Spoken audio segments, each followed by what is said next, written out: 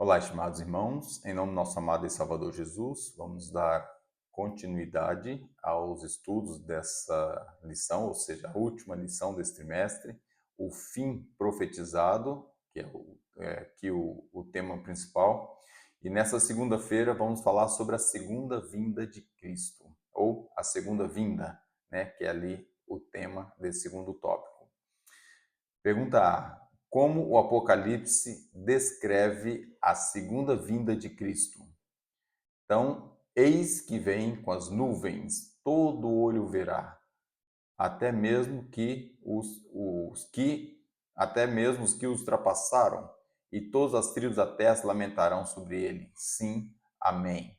Esse é o texto que fala da vinda dele diretamente.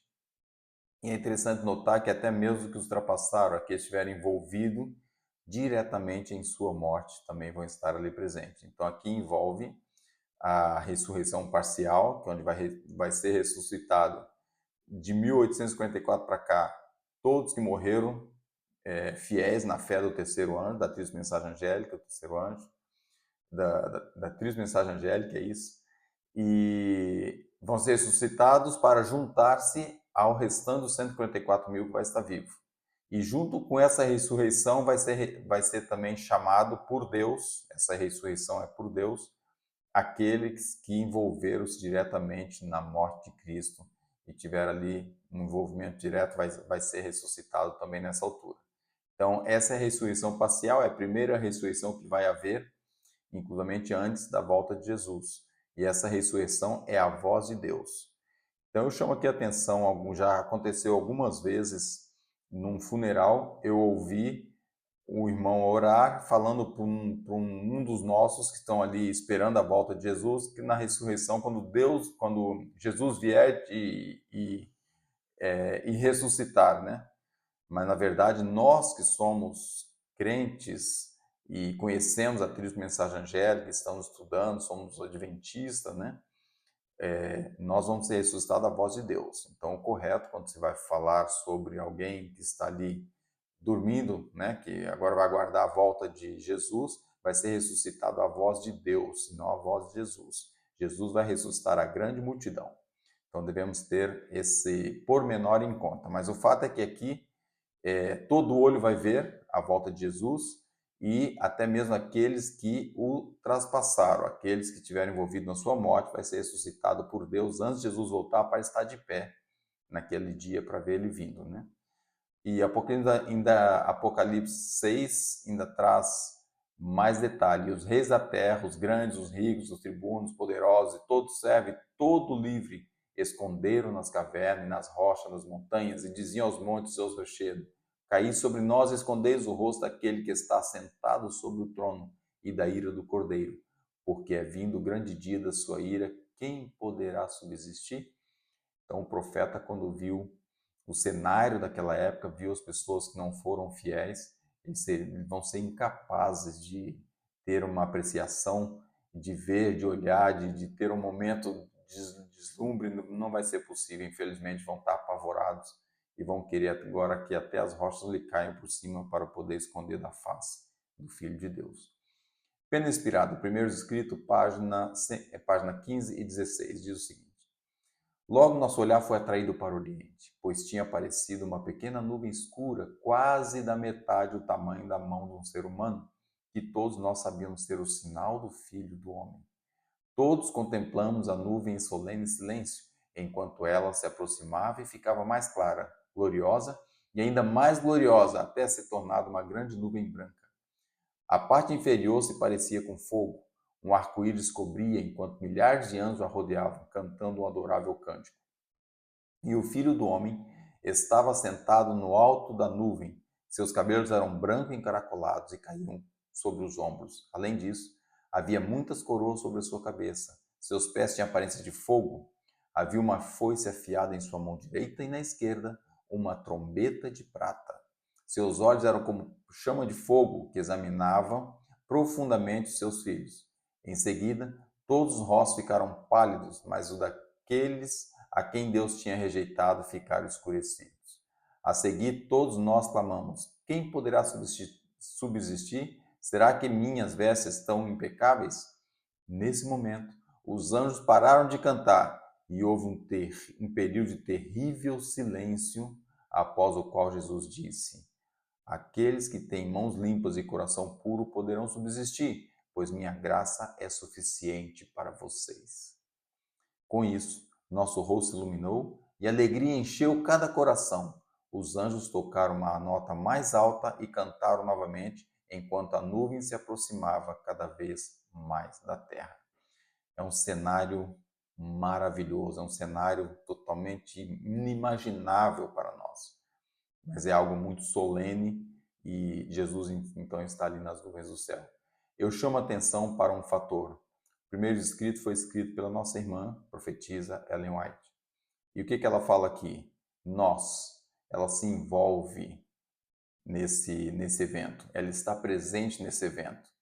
Por que ela está presente nesse evento? Porque ela foi ressuscitada à voz de Deus. Ela também está incluída, ela morreu firme na fé da Tríplice Mensagem Angélica. Ela é alguém que vai fazer parte dos 144 mil.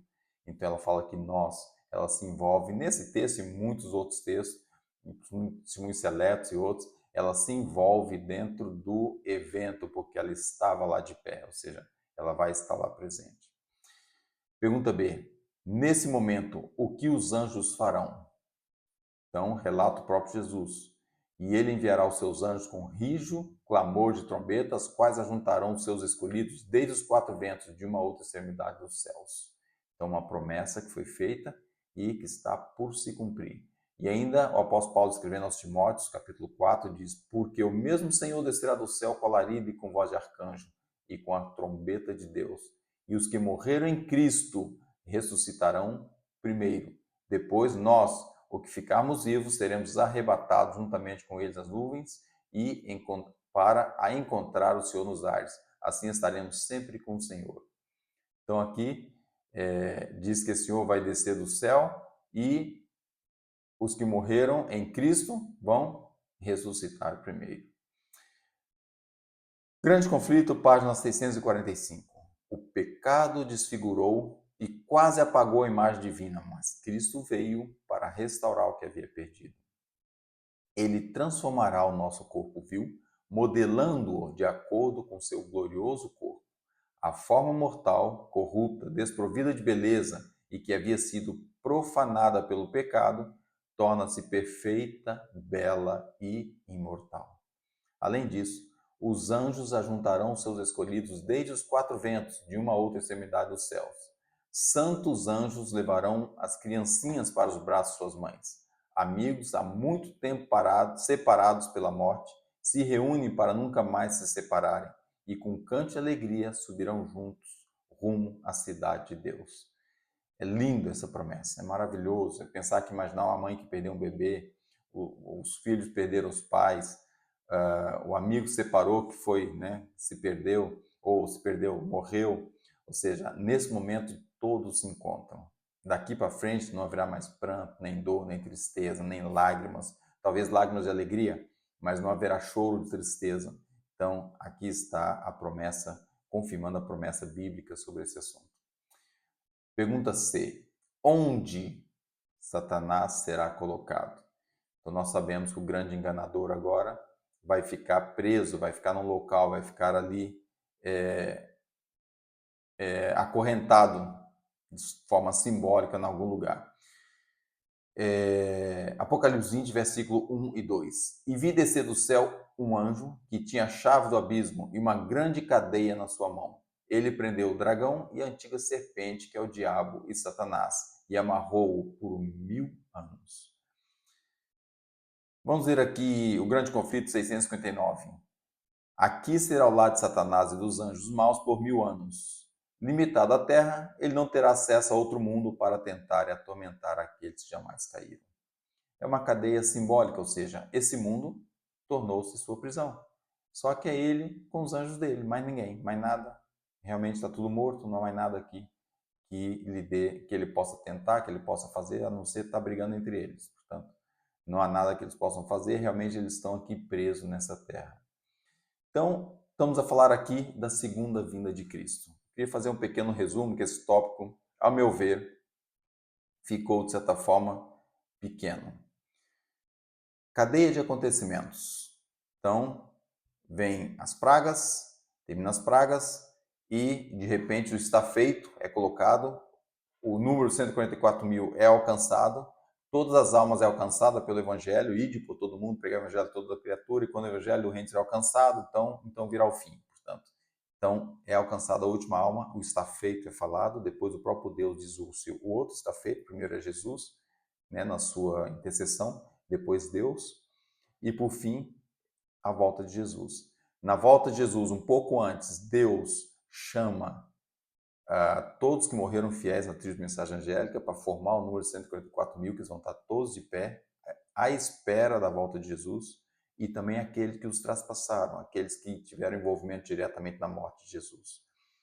Jesus vem nas nuvens dos céus, ele não toca a terra nessa primeira vinda, ele fica pairado no ar, e os anjos vão, depois que Jesus está ali, ele vai ressuscitar todos. Aí sim, desde Abel, foi o primeiro a falecer nessa terra, desde Abel até o último, na nossa era, que aceitou a mensagem ou que foi salvo, mas não foi conhecedor da trilha de mensagem angélica.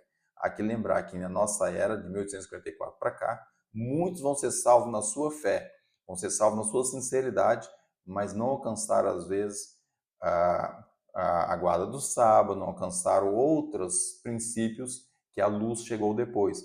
Mas na fé que ele morreu, ele vai ser salvo. E em nosso tempo, contemporaneamente, estamos a falar de 2025, 2026, ou 27, 28, ou seja, há pessoas que ainda vão ser salvas não incluídas nos 144 mil. São pessoas que, na sua esfera de conhecimento, não alcançou o conhecimento da trilha de mensagem angélica, mas vai ser salvo dentro daquilo que ele conhece. E também, então, Jesus vai ressuscitar essas pessoas, desde Abel até essas pessoas. É uma grande multidão que é ressuscitada. E aí os anjos vão juntar as pessoas que se conhecem, os pais com filhos, filhos com pais, amigos com amigos, ou seja, vai fazer todo um trabalho lindo e maravilhoso. Nessa altura somos transformados, né, no abrir, no momento fechar, abrir de olhos. Então, é elevado até Jesus, nós somos elevados, os anjos levam-nos até Jesus para encontrar Jesus nos aires e dali vamos todos para o céu. Então, nessa vinda, nós vamos estudar depois a outra vinda de Jesus, mas nessa vinda agora, que é para buscar os remidos, ele não toca a terra, ele fica no ar e nós vamos ter com ele nas nuvens de lá, vamos para o céu. E aí vai entrar então o tópico seguinte, que é o juízo, então vai partir ali também outros assuntos inerentes a isso. Então, sequência. A sequência é essa, é a ressurreição parcial, depois Jesus vem, faz a ressurreição completa e vai todos ali então para o céu. Então que Deus nos abençoe, irmão, nos ajude. Eu recomendo a todos que leiam a história da redenção. É um livro lindo, maravilhoso, tira as dúvidas todas, é um livro espetacular para entender realmente como é que surgiu o pecado e como é que vai acontecer os acontecimentos finais da história. E claro, o grande conflito, sem dúvida nenhuma. Os acontecimentos finais é o final do grande conflito, aqueles últimos capítulos que está ali, ele vai trazer todo o conhecimento também dos acontecimentos finais. Que Deus nos abençoe e nos ajude para nos preparar para sermos parte desse magnífico evento que vai acontecer, que é a volta do nosso amado Salvador Jesus. Esse é meu sincero desejo para mim e todos nesse dia. Amém.